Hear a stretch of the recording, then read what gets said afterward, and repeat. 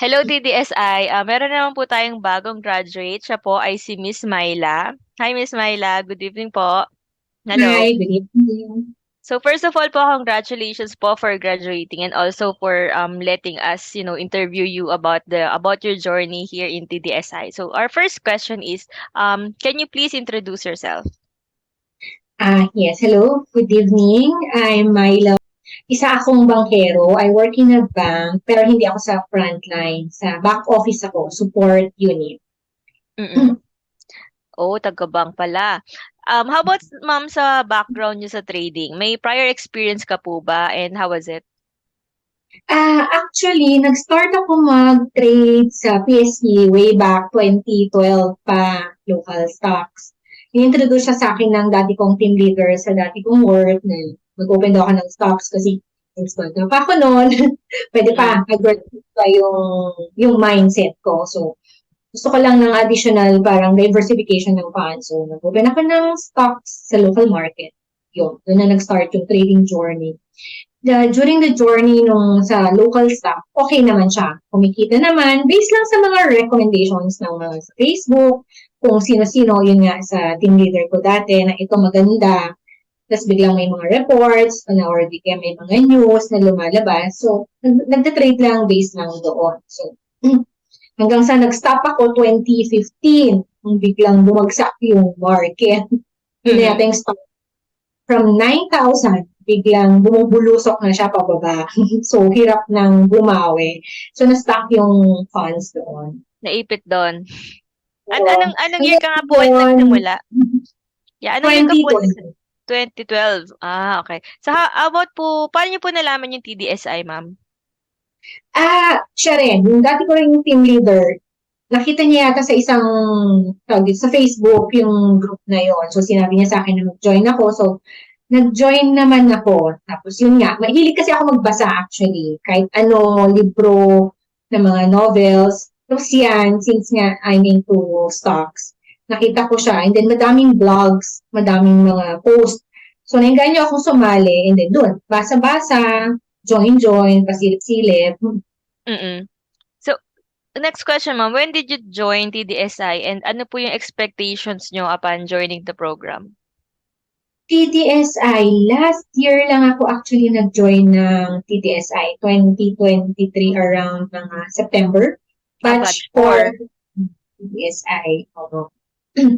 Tapos expectation ko, syempre sa una, gusto kong matuto since nga meron akong background previously sa trading. So ang gusto ko talaga is matutunan naman yung ibang market. Ah, yun nga, si Forex, si Global. Mm-mm. At saka syempre, actually kasi ganito yan. Nung una, pumasok ako sa Forex. Around mga June, nag-start ako mag-Forex trading. Pero hindi Forex ang tinitrade ko.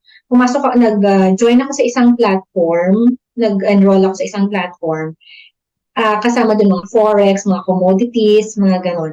Ang tinitrade ko dati is gold. Gold. Mm-mm. So, erratic, sobrang galaw ng gold. So, na-challenge ako na mag-trade noon. So, nung una, okay pa siya. Nag-open ako ng tatlong accounts doon. Isang account ko, na-wipe out. Mm-mm.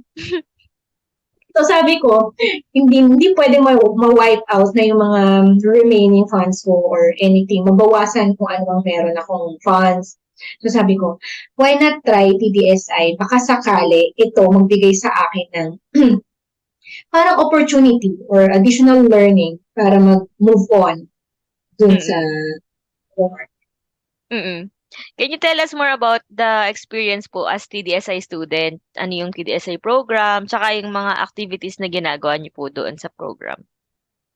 Yung journey ko sa TDSI, actually, medyo nahirapan ako. Kasi kailangan ko mag-unlearn. Kailangan kong tanggalin lahat ng alam ko and then i-absorb kung ano yung tinuturo. Ito kasi parang iba yung approach. Naging iba yung, paano ba, sistema. Hindi siya yung, kung ano yung iniisip mo na gusto mong mangyari. Siyempre, pag pumasok ka sa trading, ang mindset mo is, kikita ako dito. Dapat kumita ako. Dapat hindi ako matalo. Or kung matalo man ako, konti lang. Babawi pa rin ako. So, hindi ganun yung tinuturo kasi sa DBSI, ibang approach, ibang sistema. Kaya medyo nahirapan ako. Doon ako nahirapan. Sa pag-unlearn. Mm. Opo. Yun talaga. Kayong emotions Mm. na medyo. How about ma'am yung three best things for you as a TDSI po? Three best things. Una, yun nga, may sistema siya. System in place na ang gagawin mo na lang, isusundan mo na lang. Wala masyadong chachabureche or something. Pangalawa, yung approach tsaka yung strategy. Simplified siya. Hindi mo kailangang mag-analyze. Wala masyadong charting. Hindi mo kailangang matutunan yung mga ibang aspect ng dito, technical analysis, fundamental analysis. Pangatlo, yung support. Yan, kagaya ng mga RM, nandiyan kayo parati to support us kasi malaking bagay para sa mga, yun nga, sa traders na kahit papano may support, may nakakausap ka, kahit nababaliw ka na, nabubuwang Mm-mm. ka na, nakakausap on the side tungkol sa, yun nga, nararanasan mo, sa experiences mo. Then kapag lost ka, syempre kailangan mo ng someone to lift you up or someone na magbo-boost ng confidence mo. Sasabihin sa'yo na, sige, kaya lang yan, kaya pa yan, laban mo. Mm-mm. Lalo na pag consecutive losses, no? Doon talaga sumusuko yung students, no? Grabe, syempre, kailan ba yan? Start hanggang siguro mga hanggang November, puro loss yun. Mm-mm. Makakaranas ka konting gain, tapos sunod-sunod na loss na naman. Grabe, tad-tad ka sa emotion talaga. Yung emotion mo talaga is, grabe, kulang na lang. Mm-mm. Roller coaster. Pero nakapag-bootcamp ka na ba, ma'am? Yes. Pero one pa lang. Kasi Oo. hindi na kaya. Oo. At Two. least yung sa bootcamp one, tawag dito na-discuss naman doon yung how to handle emotion. So, Oo, most likely nandiyan na. nag-improve na din yung pag-handle mo ng trades. Kahit pa paano nakakatulong. Nakatulong naman siya actually. Kasi from once in a while, magza-zap back ka. Oops, teka. Meron akong natutunan sa bootcamp 1.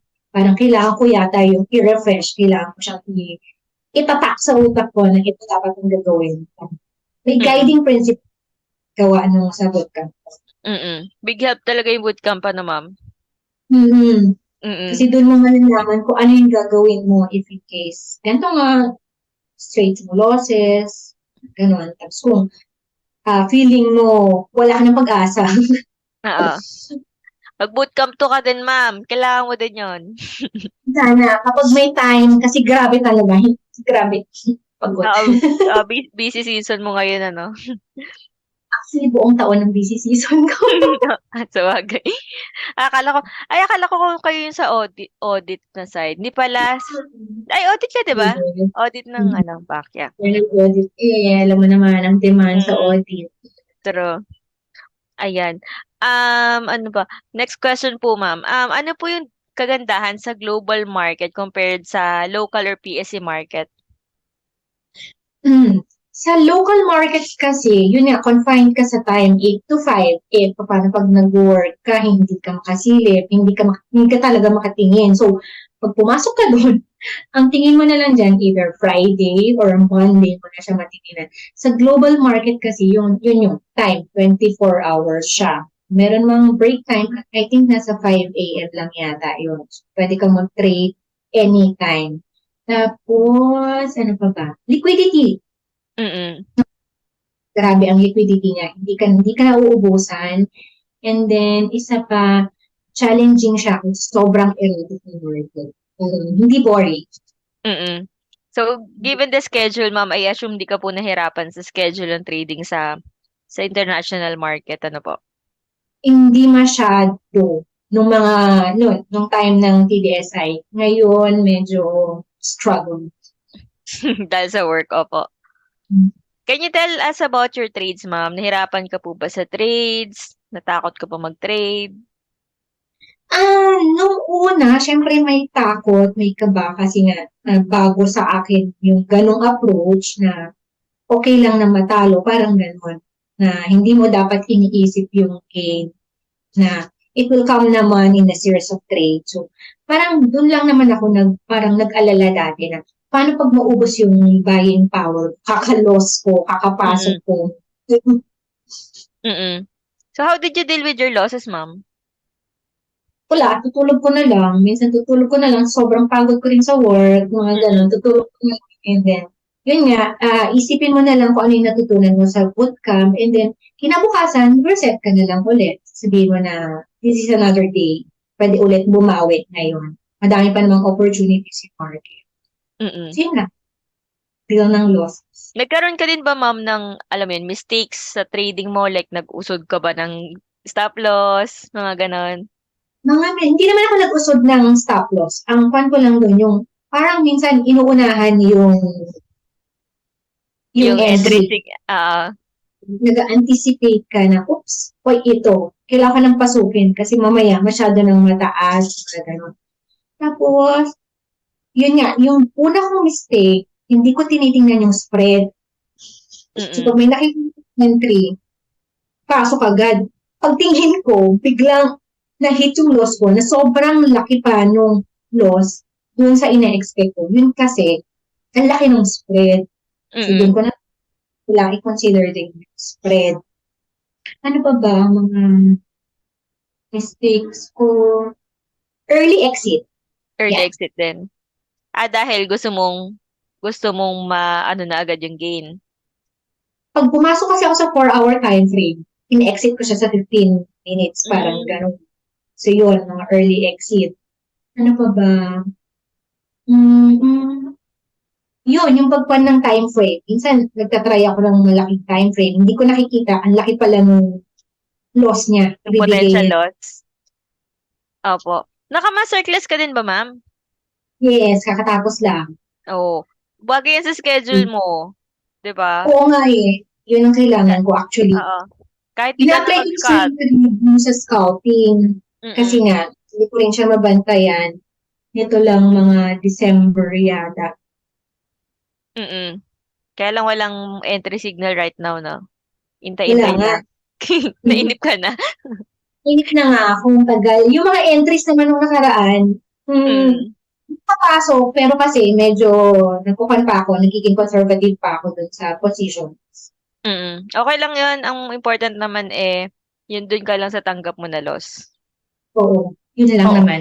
Oo, wag Minsan ka may dun sa ano. review na dapat nilakihan mo para at least na Oo, na-up mo yung gain na gusto mo. Pero sige, okay oo, lang. ganun, Pero ganun talaga yung pag minsan pagka nag-gain, iisipin mo, sana pala dinamihan ko para ganito yung, kukumpit ka pa ng ganito dapat yung gain mo, di ba? yun, yan. Yan. Nagko-compute ka bigla. Yun din ang isang mali ko minsan. Oo, Nagko-compute yung oo, mali, mali. Sabi sa bootcamp, tigilan ng balik ulit sa pag-compute. good. How about, ma'am, yung pinakamalaking loss mo, tsaka pinakamalaking winning trade mo? Pinakamalaking loss ko, 13 yata.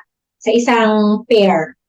Mm-mm. Yun, lumabas ako, nag-night out. Mm. Naging siya sa isang malaking time frame. Hindi ko napansin. Pababa na pala siya noon. Pag-check ko, pag-uwi ko, na-hit yung trade na yun.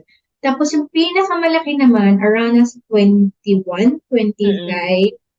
Pero swing trade kasi yun. Hinayaan ko Mm-mm. lang siya. Niyaan mo lang ma-hit. Mm-mm. Next question, ma'am. How does it feel na graduate ka na po sa TDSI? Hmm, overwhelming. At least meron ka na maidadagdag dun sa nagawa mo for the year. Mm. Tsaka pwede ka Sabi, nang mag-increase ng size. pwede na ba? Sige, Yes! pwede. Pwede na. Kahit ano, kahit mag one lot ka na ngayon. Charing. Apo, syempre Kaya dun, ng BP. basta tanggap yung loss. Yun naman po ang important. Tapos, next question po, ma'am. What was the hardest part of your trading journey? Emotions tsaka time. Yun talaga. Mm-mm. Pinakamahirap na i-handle in trading. Time kasi, yun nga, sobrang toxic ng work, sobrang busy. Actually, ngayon, kakauwi ko lang. Mm-mm. Yun Tas lang, sa emotions, pagka naglo-loss ka.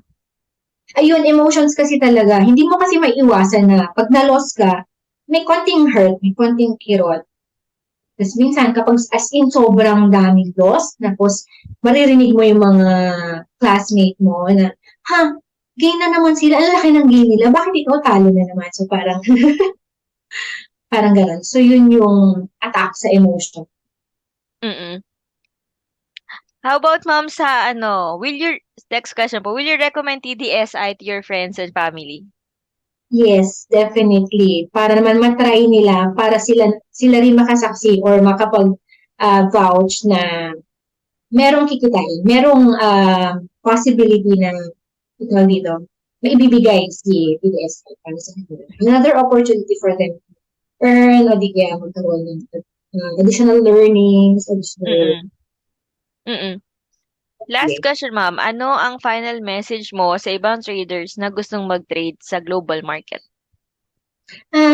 Laban lang. Continue the journey. Enjoy. Hayaan nyo lang kung ano yung ibigay sa inyo ng market, ibigay sa inyo ng journey na tinatahak nyo ngayon. In the Mm. end, it will be worth it naman. Makuha din natin kung ano yung gusto natin. Maririp din natin kung anong sino natin. Apo. Congratulations, ma'am, again. And yan, again, we are so proud of you and congratulations po for graduating the TDSI Forex. Okay. Mhm. Thank you. Thank you sa inyo. Thank you sa learning, sa support, and kung ano man yung binigay niyo sa akin na nakapag-add sa value ko.